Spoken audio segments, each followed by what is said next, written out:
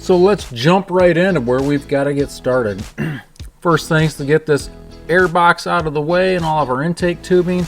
We've got 2 electrical connectors on here and 1 PCV tube.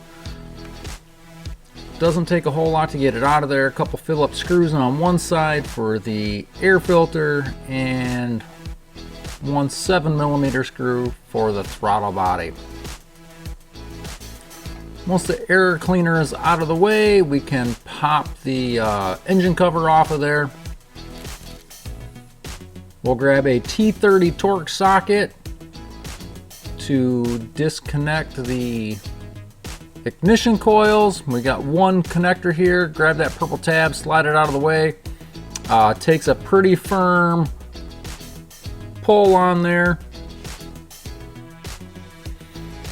And that coil pack's not going to come out very easy, so work it back and forth a little bit. I just grabbed my little snap-on door trim panel tool here, and that'll work it right out of the way. Take your time and be easy on it. So once the coil packs are out of the way, we've got access to all of the screws for the valve cover gasket itself, or the valve cover I should say, and we will just zip that off here with the cordless impact. Quick and simple. Grab the dipstick tube, toss it out of the way, and let your camera glitch there for a second. So with all the screws out and the wiring harness pulled back out of the way a little bit, this valve cover will wiggle out of here.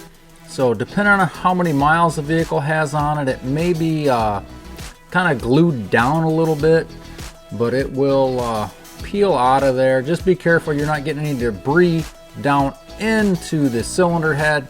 So grab a razor blade and some brake clean and clean this surface up very well. You can see the corners there where the cylinder head meets the timing cover by the timing chain. There is some RTV. You will want to take a razor blade and scrape that RTV out of there and clean that up really well.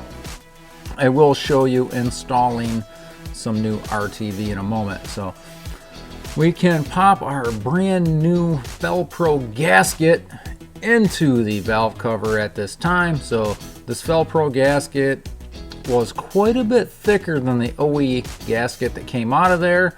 So I know GM has also revised their gasket, but as you've seen my videos before, I'm a Felpro fanboy. Not that I want to admit it, but it is good stuff, right? They've never let me down. So I'm going to take a little bit of black RTV and put down in this area between the timing cover gasket and the cylinder head. You can see there, each side, just a little dab will do. You don't need a whole lot. You definitely don't want to put in too much, as it can get into that timing cover there. So valve cover back in place. I'm going to torque it down 8 Newton meters, or if I remember correctly, 71 inch-pounds to tighten those down. I did throw a little bit of lube on those bolts for the coil pack just to keep them from not seizing into that aluminum cylinder head. Hooked all of our electrical connectors back up, putting the harnesses into place, slamming this air box back into where it needs to go. You've already taken this off, so you probably know how we're putting it back on, right? So take your time, make sure you've got everything lined up properly before you tighten anything down.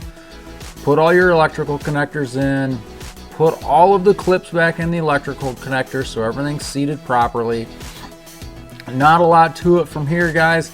Once this air box gets tightened back down with the 2 Phillips screws, we're going to throw that top cover back on the engine, and this job is done. So it should take you 30, maybe 45 minutes, maybe a little longer due to cleaning.